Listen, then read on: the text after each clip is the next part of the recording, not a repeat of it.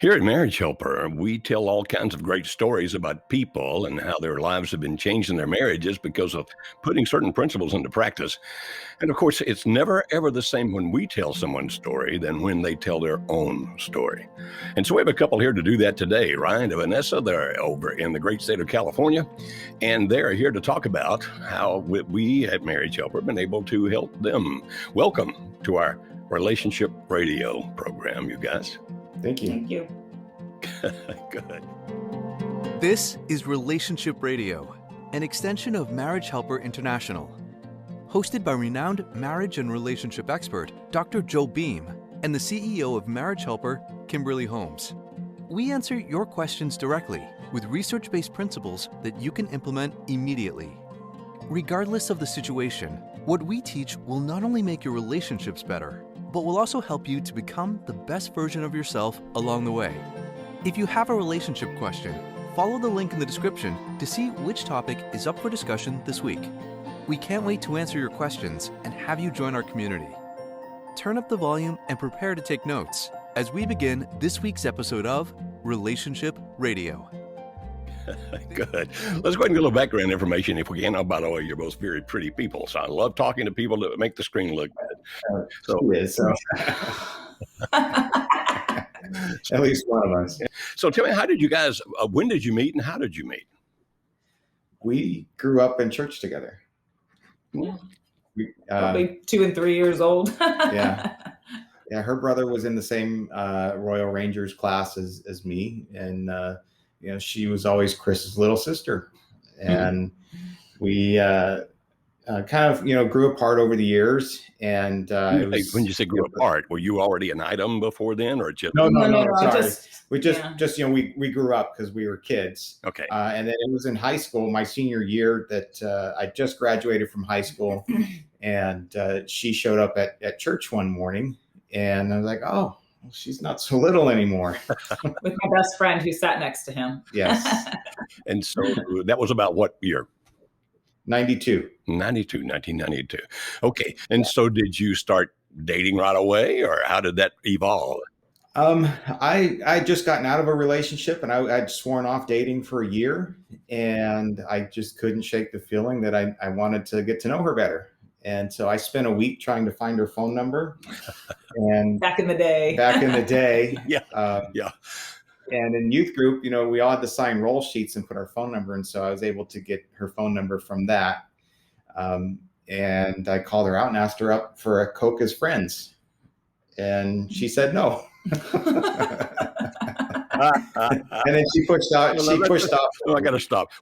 Why did you say no, Vanessa? What was the... Oh, boy. Okay, I'll be straight off honest. I dealt with a very bad acne, and my face had to break out. I'm like, there is no way I'm going out of this house. So that was the only reason. So it had nothing to do with Ryan. It was your own self-image at that point, correct? Yes. Okay, cool. So definitely. I'm assuming you persisted, young man. Is that correct? I did. I was gentle about it, and she suggested, the following week may be better. Okay. And so we met and went to a church event, and it was ice skating in San Jose, and we were both too cheap to spend the money to go ice skating. And so we sat and talked in the bleachers for about 2.5 hours while the college group was ice skating. And then afterwards, the group went to my parents' home. And so she got to see my parents. I think we had Taco Bell for dinner that night and went Dutch. Mm-hmm. I was really attracted that she was, as frugal as I was. We're still the same. That's actually can be quite advantageous. Advantageous. So how long did you guys date before it got serious? It was probably February of the next year, 93, I joined the Navy. Oh. And then I got out of boot camp. And at that point, I knew that I wanted to propose. So it was in April 31st, April 30th of 93 that I proposed. And in July of 94, we got married. Okay. It's a very long engagement. Okay. And so were you out of the Navy by then? No, I was still in the Navy. I was a hospital corpsman stationed at the Naval Medical Center in Oakland at the time. Okay. before they closed it. So you were stationed there, and that's close to where you lived, Vanessa. Is that correct? Yeah, about 2 hours. It was an hour away. We Hour were away. both from San Jose. Yeah. Okay. All right. So, okay, you got married, and you said 94. Did I hear that correctly? Yes. Okay, got married. July. And so eventually at some point, now I'm sure, no marriage is ever perfect. The only way a marriage could be perfect is if they get hit by a meteor while they just said, I do. Otherwise, I don't know how it can be possibly pre-perfect. We're human beings. So I'm sure it has some ups and downs, but when did it start to get tough? I think that there were definitely issues before we got married. But at that point we were so deep into like engagement and my parents putting so much money into it. And I knew I loved him that, I thought, oh, it'll just work out. Marriage is like a fairy tale. And when we get married, it'll be like a fairy tale. So we just kept going. I guess it was according to which fairy tale you're thinking about. Yeah, that's true. True. Yeah. My fairy tale was different. Yeah, than mine. Okay, so Vanessa, are you saying that you thought you had problems and Ryan, you thought you didn't? Is that what you're saying? I didn't know that they were to the extent that she perceived them to be. Okay, can you kind of give us a hint as to what the problems were? I mean, we don't need you to air your dirty laundry, but a hint as to what they were. I have no problem with dirty laundry for that regard. Yeah. So we grew up very conservative Christian family homes. Mm-hmm. So sex was off the table before marriage. Mm-hmm. Being 17, 18, 19, raging male hormones, what they were. Yeah. I thought marriage was going to be a sexual buffet, and I wanted a sampler platter beforehand, and she was adamant that was not going to happen.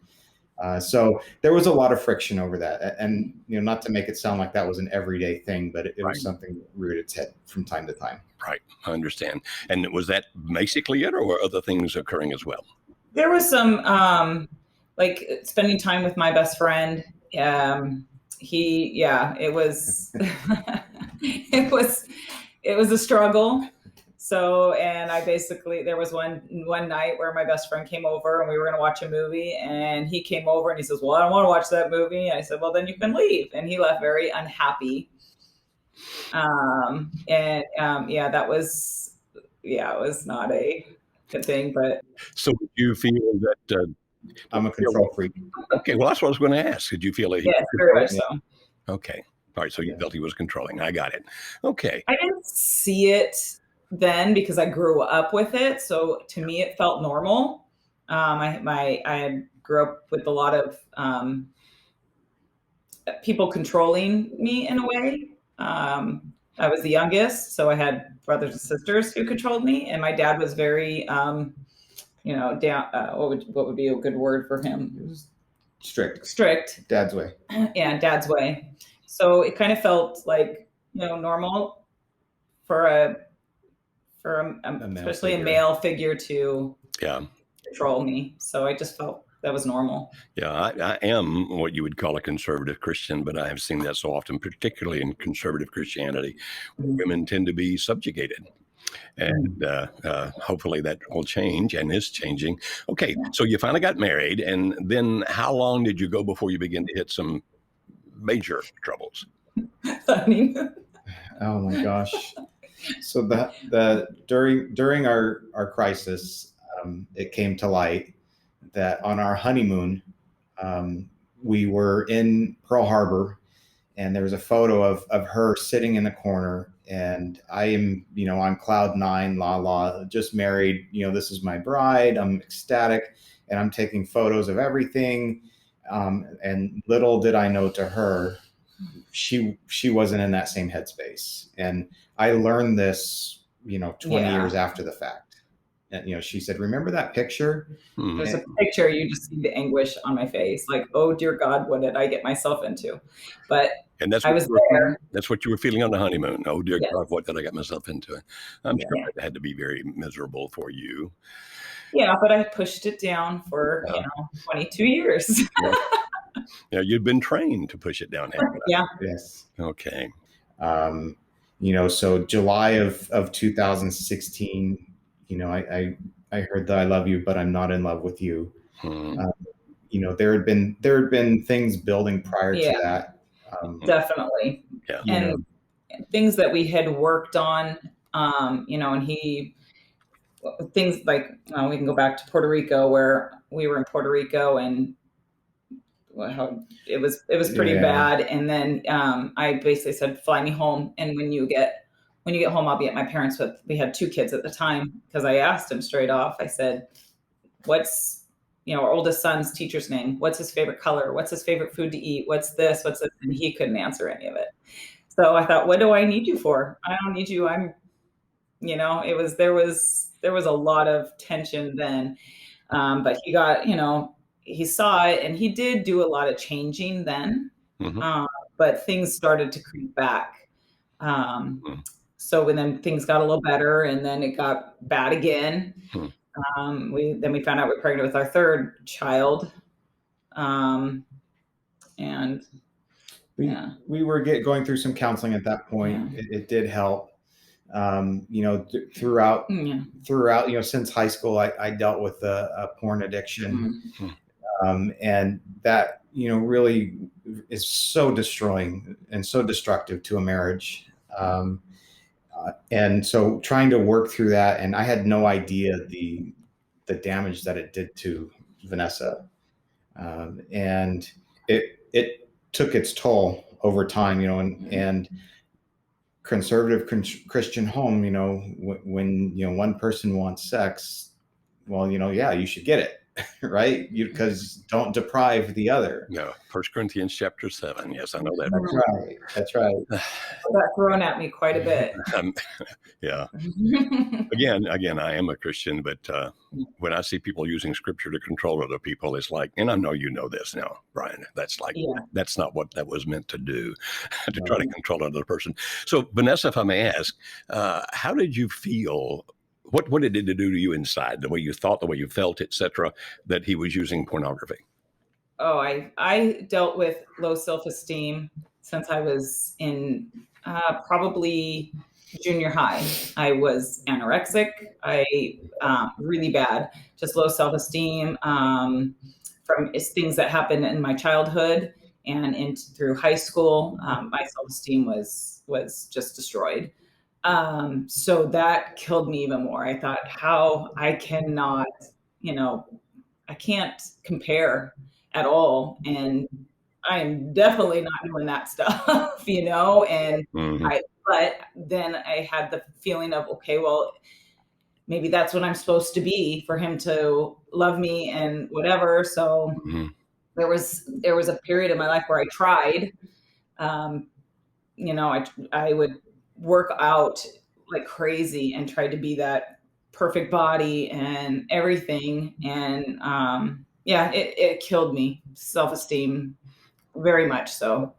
I didn't like myself. I didn't like my relationship. Sex, I hated. It did not interest me at all. Right. But it was a duty. It was because I was married, and I had to do as a wife. And that was it. Well, most of the time. Yeah, it's kind of interesting when you start reading the research. Even women who are like, hey, my husband and I watch porn together. It's very exciting. Even the women that start like that, it's amazing that a vast number of them, I don't remember the exact statistics right now, but a huge number of them eventually get to exactly where you just described. Like, I can't compare with those people. I can't look like they look. I can't do all the things they do, et cetera, et cetera. Therefore, I am somehow inferior. And that's how you felt, right? Very much so. Yeah, and that's obviously not good for anybody to get to that point. Okay, so when did you guys decide to reach out to us or find us? How did that happen? Well, it was in July of 16. She was done, and so it was August. She spent some time with her sister in New Zealand and just talking and trying to process things. And when she came home, we met with a local marriage counselor that we've been trying to work with. And it was at that point that she said she was done and she wanted a divorce. And the counselor, was not as helpful as I thought that he would be. In what way? What do you mean? I expected him to try and pump the brakes on that. And, in hindsight, I see some of the things, that Marriage Helper advises about with counselors, and it was each of us was a client and not the marriage itself. Mm-hmm. So to his credit, he did try and pump the brakes and said, look, if we don't know exactly what to do, let's not do anything just yet. Good. Let's try, and we have time to figure this out. Mm-hmm. Figure out if divorce is what you want, we can talk together and figure out how to make that happen. Hmm. So in other words, I'll help you figure out how to divorce. Is that what I just heard? Yeah, in a roundabout way. Yeah. Good marriage counselors are worth their weight in gold. We love them. We cherish them. We lift them up like you guys and gals are awesome. Forgive me for saying guys and gals. I'm 149 years old. I'm from a different culture. you folks are awesome. And yet so often it's more like what you just described. And okay, so what happened then? So at that point, she was kind of doing her own thing. And I was grasping at straws. I mean, here I am, control freak. I'd spent the last year breaking free of this porn addiction that I had. And I felt that I'd been clean, if you will, for 6 months, but my mind was still there. And there was more that I knew I needed to learn. I knew there were things about me that I needed to change. Because if I went into another marriage, I would be right back where I was, and I didn't want to repeat it. So, reaching out to people, the men's ministry leader at our church, essentially said, you need to kick her to the curb if she's not following, what the Bible tells us to do. And I knew that was not what I wanted to do. And I didn't feel that it was right. And so it was probably November of 2016. We were at Knott's Berry Farm with the family. Mind you, we're still living together, Mm-hmm. trying to figure this out. Mm-hmm. Told the kids that we were having problems, weren't sure what we were going to do about it. And how old were they at that point, the kids? What year? 16. So 16, 17, 18, 19, 20, 21. So, we have to think about it. Yeah. So our daughter was 11. 12, 13, 14. Our oldest son was 14. Our middle son was about 14 or 15, 16, 17, 18. And our other one was 17, 18. 17, something 18. like that. All right. So from 11 to 17 over that span. So if I may ask, and I don't mean to take us off topic, how did they react to that information? I think they were surprised. Yeah. They thought that we hit it well. And there wasn't much. We spent a lot of time praying, with the kids. And I did have a conversation with my middle son where I had to explain to him, that what's happening with mom and dad, you need to understand this is not your fault, that you have no bearing in this. And his response was, well, Dad, sometimes it feels like it is. It's amazing. It's amazing how many kids, I meet people who are adults, 50, 60 years old even, who say, somehow I still feel like somehow I was a part of my parents' divorce. I don't know what I did, but I felt like I did something. So the children love you so much and want you to be together. So it's not uncommon for them to feel that. Wow. So you were at Knott's Berry Farm? We're at Knott's Berry Farm with the family. And I'm grasping at straws. My head isn't there. The kids are there having fun. And I'm on my phone Googling wayward spouse. And I'm literally grasping at straws, and Marriage Helper crossed the search field. And I started reading some of the material from Marriage Helper, and I was like, holy cow, this is how I feel. I'm not ready to call it a day yet. Mm-hmm. I really believe that Vanessa is a good person. I know that I feel like I'm a good person, and I did some really bad things. Friends and family, the men's ministry leader at church, that had told me Vanessa is doing a bad thing right now. This is unexcusable. It's unforgivable. She needs to be kicked to the curb. And I'm like, but you don't understand the 22 years that I subjected her to with porn and control. And she put up with it for 22 years. why can't I put up with it for 22 months, 22 days, 22 weeks? That's actually very mature, very deep, my friend. You know, we are, as you know, because you're familiar with our material, we often tell people be very, very careful about listening to your family Mhm. and your friends, not because they're bad people.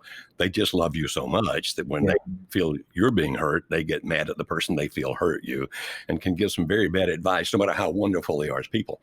But I admire that, Ryan. Good for you thinking that way. So what happened then? Did I get to ride any of the rides at Knott's Berry Farm? Because I don't remember much about that day, but I do remember that. okay. And so I spent some time, on the phone with my client rep, and learned about the Save My Marriage course, and I started consuming that material. I became a member of the free group, Mhm. and Facebook group, right? sorry, Facebook group, Mhm. and that was amazing.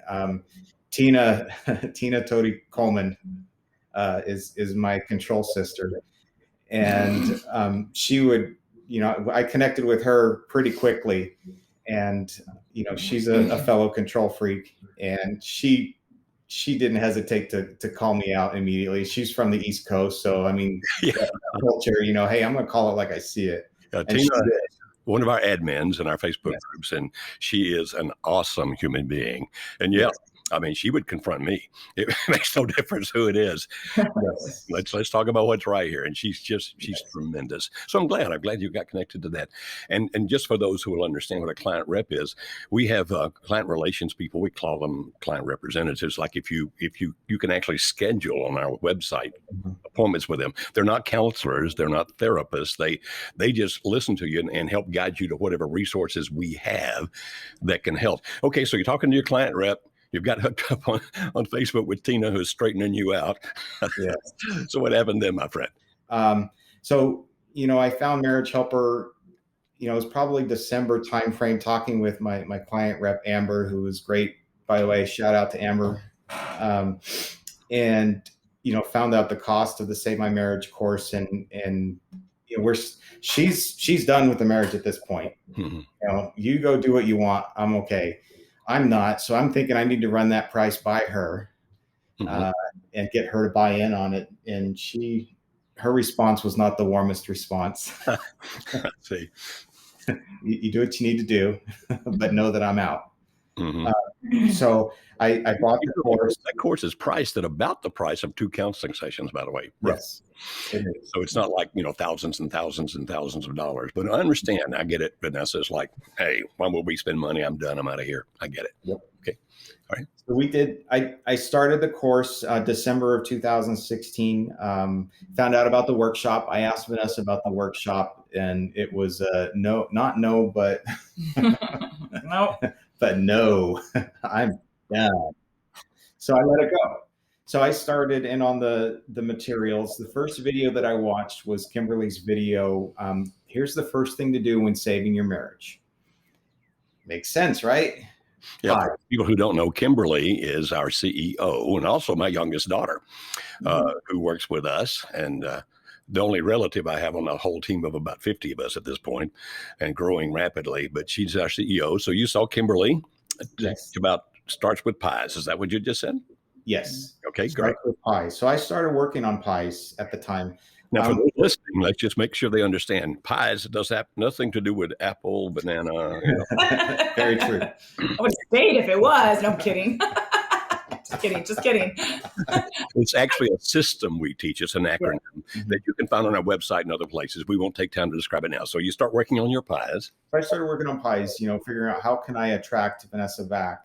I realized that I was controlling. So, anything that I could find on the Marriage Helper website in regards to control, I started consuming and reviewing. Anything on porn abuse and sex addiction on the Marriage Helper website, I went through. There were also other resources that, I found as well. Mm-hmm. Through, the first half of 2017, I spent a lot of time going through the course, grieving, accepting everything that I would hear from Vanessa, growing and changing. And I was hell-bent that I would not be the man that I was before. Mhm. I was going to, come hell or high water, I was going to be a different person. And if my wife wanted something to do with that person, she had first choice. And if she didn't, well, that was a decision that I would accept. And, not to sound crass, but that would be her loss. So And specifically, what are some of the things that the Save My Marriage course did for you? walking through control, learning about the pies. I don't think that we called it smart contact back then. I don't remember that when that acronym came into play, but the concept was still there of smart contact. Learning, less is more. It took me probably about 8 months to go through a 10-week course. Okay. But you did it thoroughly then, right? Very thoroughly, very thoroughly. A lot of time, back then we did this letter, and I really had to figure out what did I need to own in the marriage, in the relationship, that was mine to own, and what wasn't mine. Hmm. Okay. Because Vanessa had her own things that I knew that she needed to work through that Yeah. Right. weren't mine. So ultimately, what did the course do for you then, my friend? The course really prepared me for how to be okay, no matter the outcome. Good. And I reached a point of self-confidence, towards the end of that process, where if my marriage survived, I knew I'd be okay. If my marriage didn't survive, I knew I'd be okay. Good. And so many times in the groups, I see people praying, I want to know if God wants me to divorce or not. Is that God's will for me or not? And that was one of my prayers too. And, the answer that I received every time was, it's not God's decision to make. He gives us that free will. And the answer I got was, I will be with you if you are married. I will be with you if you are divorced. So And that was tough to accept. But God, tell me what to do. I'm a control guy. I need to know what to do. Gotcha. So Vanessa, did you see any changes in him during those 8 months that he was going through that? Yeah, I watched him very closely, because we had, from 22, 3 years, there was many times where he changed and then went back. Mhm. And so that's what I figured was going to happen. Mhm. So I watched him very closely and saw that he was really making some decent changes, and uh, thought they would stay, and they have. Good. So we started, kind of going different places to just talk and be friends. That was Good. our thing, is just be friends and kind of see what happens. But Hmm. I watched him, yeah, extremely closely. I don't think he realized, because I told him, I said, "Oh, I watched you. Everything, of course." And then if he made a mistake, then it was just like, see, there it is, and it freaked me out. And then Yeah. I'd go back, So, but we would talk about it. so the difference was, Yeah. and one of the outcomes of the course was that I remember a specific time where I blew it. She was out with a friend, and they were doing their thing, and I don't know why that night I just lost it, and I was constantly texting, I was calling, and I just completely lost it. Yeah.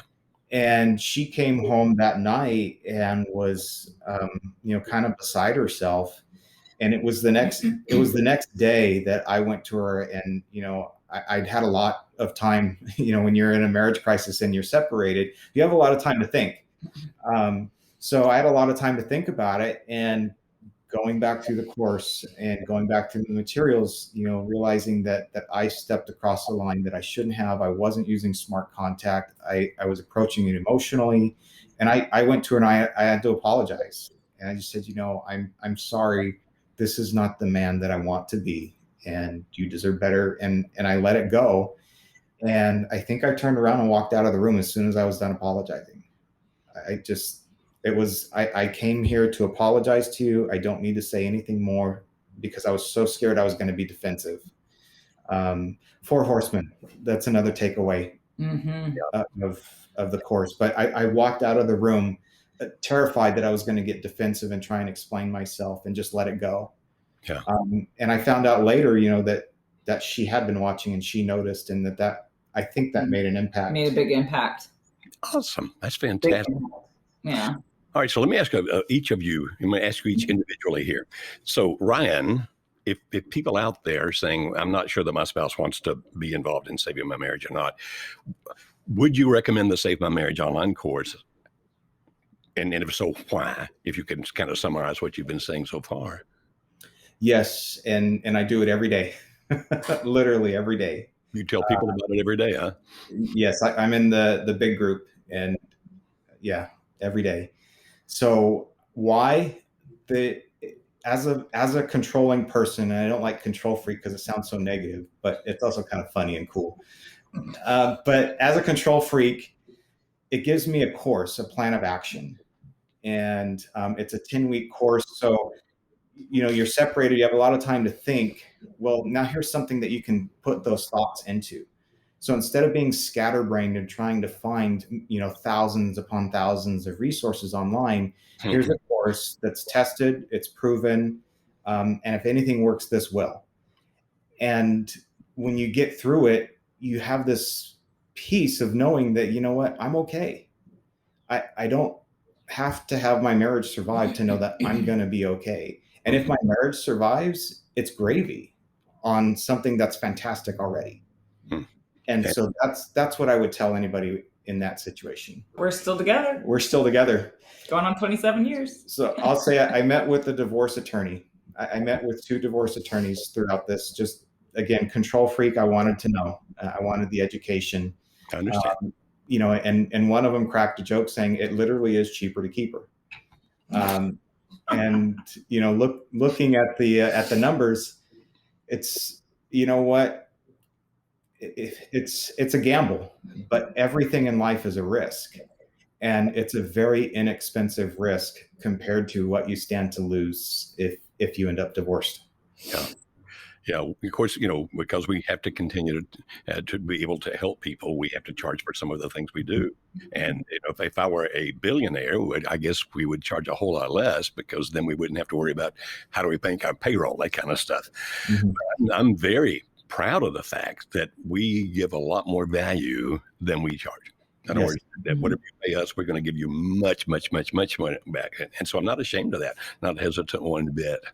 Now, Vanessa, if I may ask you, as the reluctant spouse, so in what our terminology is, was it worth it that he took the time to go through that and spent the money to do it? Was it worth it to you that he did the Save My Marriage course? Absolutely. Definitely worth every penny. It saved our marriage in more ways than ever. And when we were working on, just our relationship and stuff, and decided to reconcile, I said, I will not go back into the marriage that we were in. And that course really helped us learn what marriage is supposed to be, and communication, how communicating to each other is supposed to be handled, and just it was just a whole new marriage. Way it should have been, when I thought it was a fairy tale. Still not a fairy tale, but I have a best friend, he's my best friend, and he's my husband. I get to live the rest of my life with him, and that's priceless. You can't put a price on that. No, you can't. That's awesome. Well, we're almost out of time, but let me ask very quickly. So you guys finally came to the workshop, our 3-day intensive. And I guess back then we were still doing them in person. Is that right? We now do them some in person, but because of the pandemic, as we record this, the pandemic's going, we do most of them now online. So very quickly, because we're almost out of time, what did the workshop add? What did it do for you? Well, if I may redirect for just a second. Sure, absolutely. So I see in the groups a lot, people saying, I asked my spouse and they said no to the workshop. I asked Vanessa 4 times over the course of a year to go to the workshop. Every time that I asked, it was, there's this workshop. What do you think about it? It was very short, concise, and crisp. And then when she said no, I walked away and I left it be. And finally, after a year, she finally approached me and said, if you think that workshop will help, we should give it a try. Awesome. So don't be discouraged because your spouse said no. Mhm. Now, with regards to the workshop specifically, for me, seeing the different personality styles was really helpful. Explained a lot. Yeah, it explained a lot, and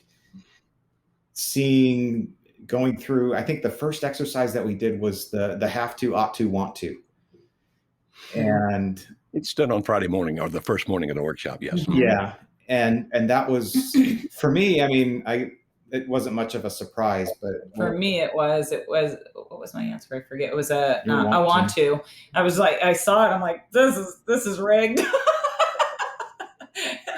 But, and I went and looked at it and I was like, wow, I'm really surprised that, the answer ended up being, I want to save the marriage. I want to be in a relationship still. And, Yeah, that's the thing we do late in the first morning of the workshop, and it's based on a commitment model that was developed years ago by Dr. Mike Johnson, and it's quite insightful for people to find out what's inside their own head. That's why, by the way, we had you complete that before the workshop started, so you didn't feel that we did rig it. We wanted it to be you before we said anything about it whatsoever. Yeah. You would advise the workshop to couples as well? Absolutely. We've already told our children when they get married. Well, our oldest son got married, and we want to send them just as newlyweds, because it really does help you, understand each other better. Helps you understand how to communicate, and it's just what you come out of that workshop with is it's wonderful.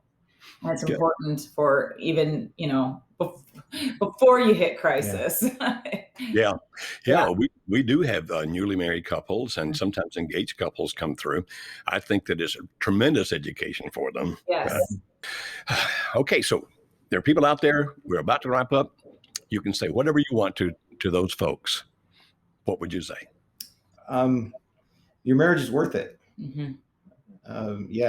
It's worth it. It may seem expensive for some of the materials, and if so, that's okay. There's a ton of free material out there on the Marriage Helper website, on the YouTube channel.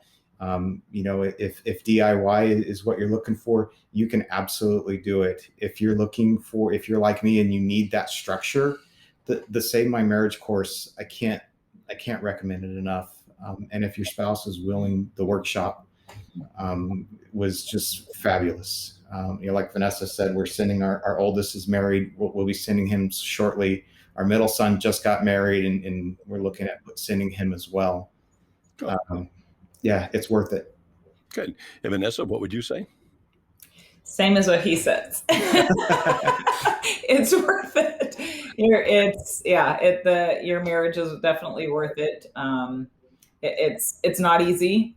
And as the one who was reluctant, it took me a long time just watching him and seeing the changes that he was learning through, the Marriage Helper course, and seeing that, like, this is something that I want to look into and see for myself. And so it's definitely worth it. Definitely worth it. Good. You see, there are two things we do that I think makes us extremely effective. Well, there's actually more, but these are two of the basics. Number one is we take deep psychological and sociological principles and make them simple enough to understand. And it's fascinating when you simplify them, you actually can understand them better and even get the nuances better. And so we simplify. The second is patterns and systems. Like if this is a system to do this, this is the pattern to do that. Do you guys agree with that? That's what we do?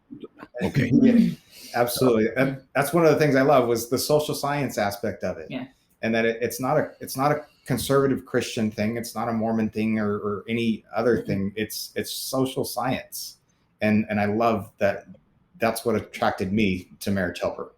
Well, there was a lot I take a lot of sociology courses in my degree, and just did a marriage and family one just for the heck of it. And so many of it is, is laid out in there in more of the words and the, not so simple, but it's just amazing. The 4 horsemen are in there, and this, so it's very important information. Yeah, excellent. Well, thank you guys for being part of Relationship Radio. Thank you for sharing your message with other people. I'm sure it'll do a lot of good. And as always, let us know if there's anything we can do for you.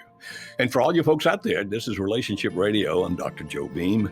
Keep listening. Listen to our future broadcast, podcast, everything that we do. We genuinely want to help. Thank you very much. Thank you for joining us for this week's episode of Relationship Radio. Please refer to the notes in the description to learn more about any resources mentioned in this episode. Please visit our website at marriagehelper.com for more information about our online courses, marriage workshops, and coaching. If you have a question you want to ask Dr. Beam and Kimberly Holmes, follow the link to see which topic is currently up for discussion. Remember to like, subscribe, and leave a comment.